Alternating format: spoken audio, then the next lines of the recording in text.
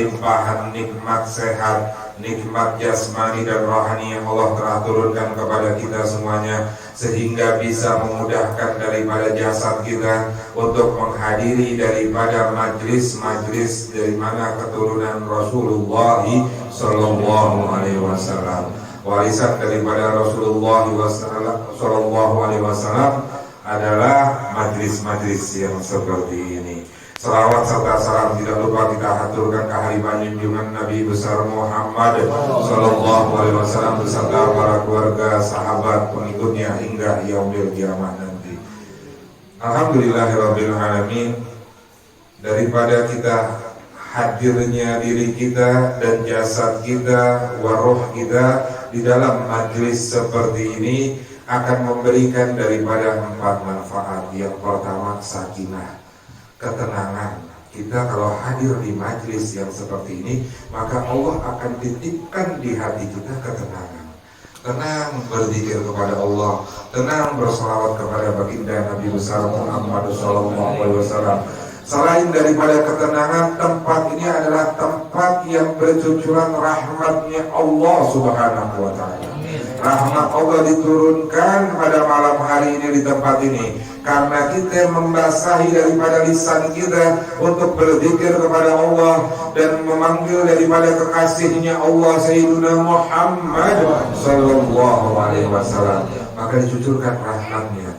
Cuma rahmatnya nggak kelihatan, nggak berbentuk. Kalau kita mau ibaratkan rahmat itu seperti ketika hujan turun, kita bisa menghindar daripada air hujan, bisa nggak? Nah, bisa kita menghindar. Jalan di tengah lapang tidak ada tudungan, kita berjalan bisa nggak menghindar daripada air hujan? Nggak bisa. Sama, kita hadir di majelis seperti ini, kita seluruhnya mendapatkan rahmat tersebut. Maka rahmat yang Allah turunkan kepada kita manfaatkan sebaik-baiknya. Untuk apa? Ibadah lagi kepada Allah, untuk mengingat daripada Nabi Muhammad SAW. Kita manfaatkan rahmat yang Allah telah berikan kepada kita sekalian. Lalu juga tidak sampai di situ, yang ketiga, maka para malaikat Allah Subhanahu Wa Taala diperintahkan oleh Allah Subhanahu Wa Taala untuk turun daripada langit untuk beristighfar, minta ampunan atas diri kita yang banyak dosa, yang banyak maksiat, yang banyak melalaikan perintah Allah, yang banyak melanggar daripada perintah Allah, yang banyak melanggar daripada syariat Nabi Muhammad Sallallahu Alaihi Wasallam. Maka diampuni sama malaikat-malaikat. Doa kita, astagfirullah, ampunin dia ya Allah, ampunin dia ya Allah. Kalau bahasa kita, ampunin kita ya Allah, ampunin kita ya Allah. Tuh malaikat doain kita semuanya untuk disampaikan kepada Allah Subhanahu Wa Taala. Yang paling mahal adalah yang ini. Ketika kita ada hadir di majelis seperti ini, maka nama kita, bukan hanya nama kita, nama ayah kita akan disebutkan di hadapan Allah Subhanahu Wa Taala. Dan Allah langsung yang menyebut, ya hambaku Fulan ibn Fulan telah hadir pada majlis hari ini tanggal sekian, jam sekian, dicatat oleh Allah Subhanahu Wa Taala. Coba kalau di daerah sini ada camat manggil kita, senang nggak? Kelas camat nih, kita dipanggil, dikenal sama camat, senang nggak kita? Bu, senang nggak tuh Bu? Dipanggil sama Pak Camat, senang, betul nggak? Ini yang manggil kita, yang menciptakan kita, Allah Subhanahu Wa Taala memanggil kita. Dan disebutkan bukan hanya nama kita, tapi nama ayah kita ikut termasuk sekalian. Bahkan di dalam kitab Bismillahirrahmanirrahim dikatakan bahwa barang siapa yang hadir ke majlis untuk mengucapkan daripada Bismillahirrahmanirrahim, maka orang tua yang sudah meninggal dunia akan diampuni dari segala macam dosa-dosanya, diangkat dari azabnya, diberi cahaya daripada kuburnya dengan mengucap cuma Bismillahirrahmanirrahim. Dan juga daripada manfaat kita hadir di majelis ini. Majelis ini adalah majelis zikir, di mana majelis zikir ini ada majelis daripada ilmunya yang disampaikan oleh tadi Akhi Nabilah Abdul Fadli bin Abdurrahman Al-Habsyi, bahwa ada hadis tentang yang disampaikan, berarti ada ilmu yang disampaikan. Barang siapa hadir di majelis ilmu itu lebih baik daripada sholat 1000 rakaat. Udah pernah sholat 1000 rakaat? Udah, ini hadir di majelis. Betul? Kalau rakaat langsung dengan jasad itu nggak bakalan sanggup, betul kan? Bahkan bukan hanya sampai di situ. Hadir di majelis ilmu lebih baik daripada sholat 1000 rakaat, lebih baik lagi dan lebih baik lagi daripada menjenguk 1000 orang sakit. Ada orang sakit kita jenguk 1000 sehari. Dokter aja enggak, perawat aja enggak, betul ya? 1000 ngobatin orang. Bahkan bukan hanya itu, hadir di majelis ilmu lebih baik daripada sholat 1000 rakaat, daripada menjenguk 1000 orang sakit. Bukan hanya disampai di situ, bahkan lebih baik daripada menghadiri daripada 1000 jenazah. Takziah kita ke 1000 rumah. Udah mana? Sehari kita takziah 1000 rumah. Kita tanyain dah yang mandiin jenazah, udah pernah gak mandi jenazah sampai 1000? Tanya tuh, kalau dia ngitung tuh, dari mulai dia mandiin jenazah udah sampai 1000 loh. Belum. Nah, kita udah dapat semuanya karena di majelis zikir dan majelis ilmu kita dapetin itu semuanya tuh. Lebih baik daripada sholat 1000 rakaat, lebih baik daripada menjenguk 1000 orang sakit, lebih baik daripada datang takziah ke 1000 jenazah. Itu lebih baik. Bukan hanya datang takziah, itu bahkan mengantarkan ke kuburnya, sholatkan dan kuburnya. Itu lebih baik kita dudukkan diri kita di majelis ilmunya Allah Subhanahu wa ta'ala. 3 itu digabungin, masih lebih baik kita duduk di majelisnya Allah Subhanahu wa ta'ala. Tuh, luar biasa di majelisnya daripada warisan baginda Nabi Muhammad sallallahu alaihi wasallam. Dengan kita hadir begitu, itu lebih baik daripada itu semuanya. Luar biasa. Dan hadir juga di majelis zikir, al-ghanimah majelis zikir al-jannah. Barang siapa hadir di majelis zikir seperti ini, maka akan diberikan balasannya adalah surganya Allah Subhanahu wa ta'ala. Kepengen gak masuk surga? Al-ghanimah berarti balasan atau rampasan. Kalau biasa-biasa perang, terjadi perperangan antara satu kaum dengan kaum yang lain. Ketika selesai berperang, itu ada ghanimah, harta yang ditinggalkan. Nah, itu akan diambil oleh bagi yang menang, akan ngambil itu harta tersebut, namanya ghanimah. Nah, kalau kita datang di majelis zikir seperti ini, maka akan mendapatkan balasannya, yaitu surganya Allah Subhanahu wa ta'ala. Tapi dengan syarat, bukannya muluk-muluk, orang perang dulu baru dapat ghanimah, betul ya? Datang ke hadir ke majelis seperti ini harus dengan syarat-syaratnya. Syaratnya apa aja? Nggak banyak, ada 4 daripada syaratnya untuk kita hadir di majelis zikir seperti ini. Yang pertama adalah dengan niat yang baik. Itu hadirnya kita di majelis zikir seperti ini, maka niatkan diri kita.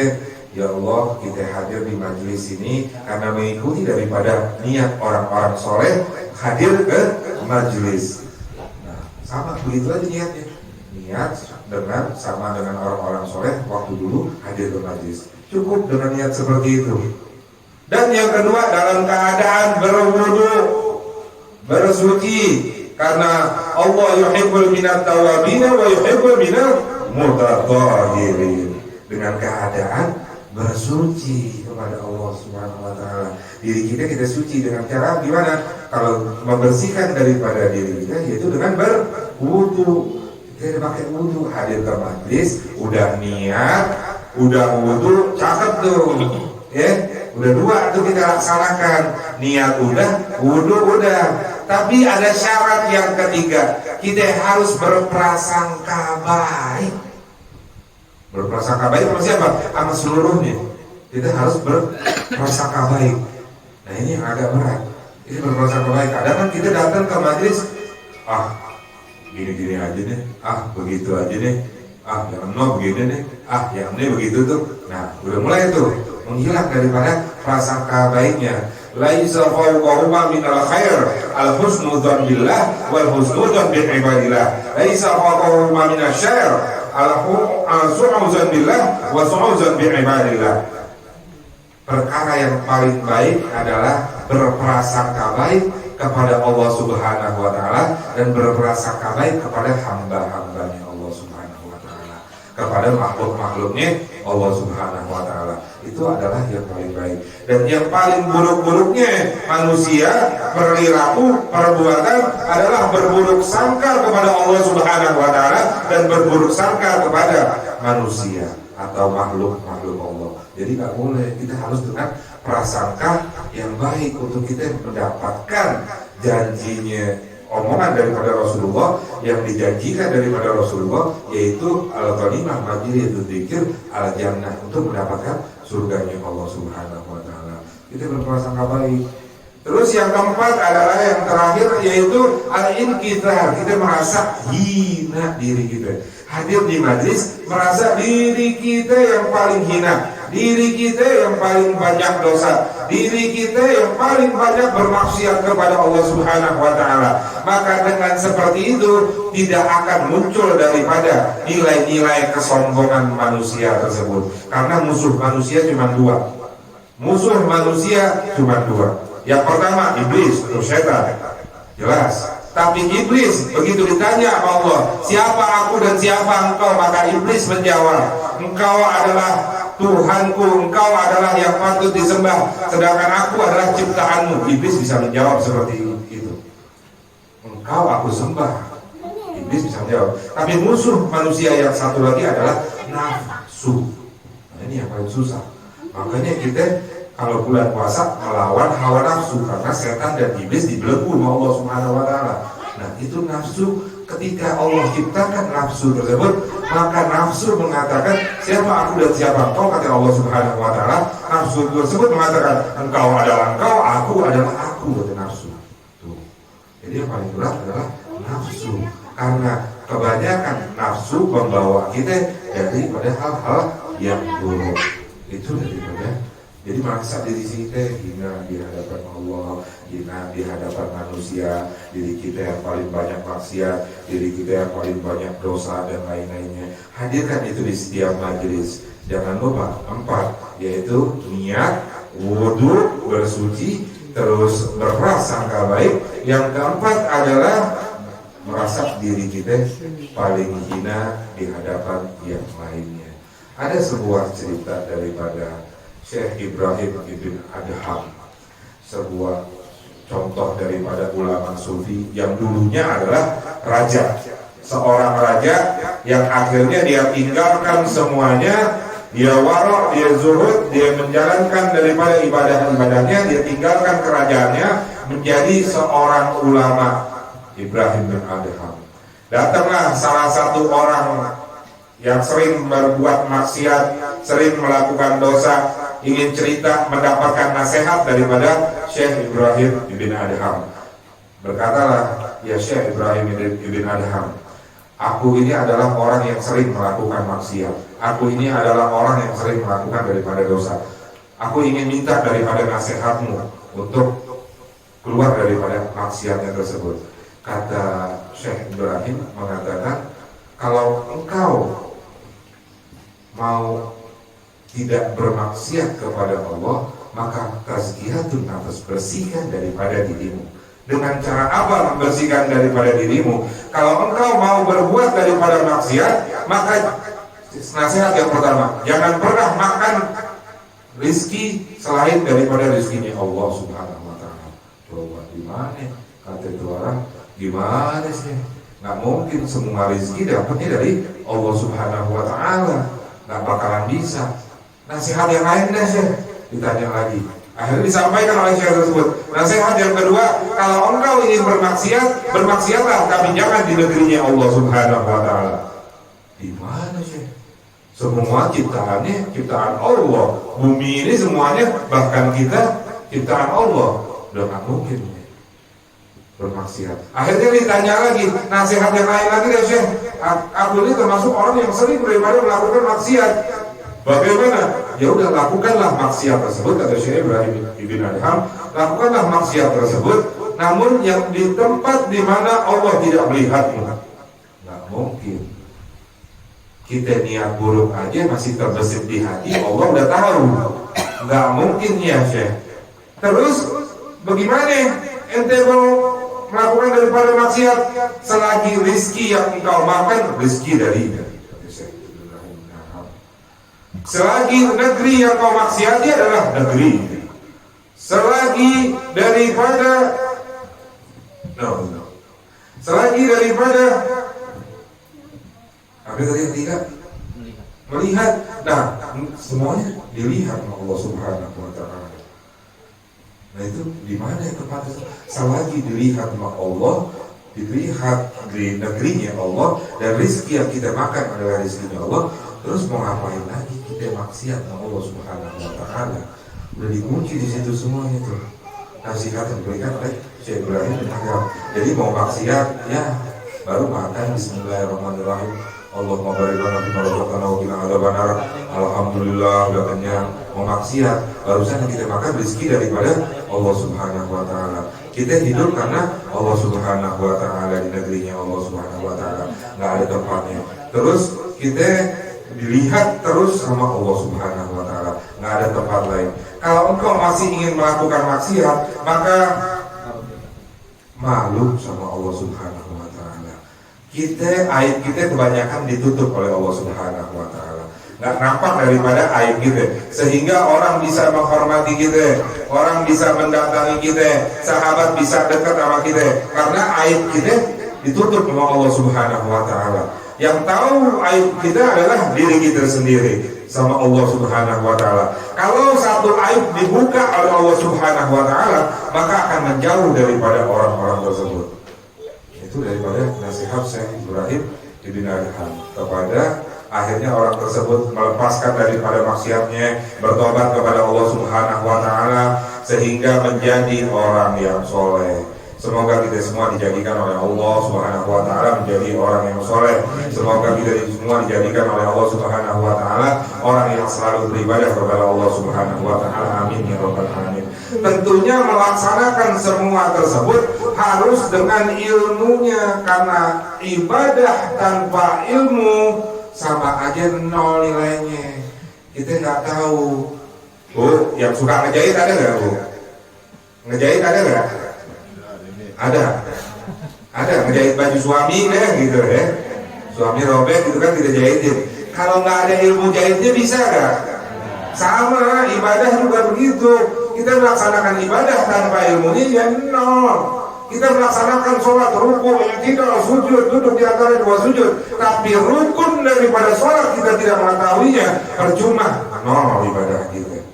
Karena di rukun tersebut kita tahu apa yang harus kita kerjakan, apa yang wajibnya, apa syaratnya, apa yang membatalkannya, itu harus kita pelajari daripada semuanya, yaitu dengan ilmu. Namun akhlak kita dulukan, adab daripada itu kita dahulukan. Dalam artian seperti ini, ilmu untuk mencari adab tentunya dengan ilmu juga, betul kan?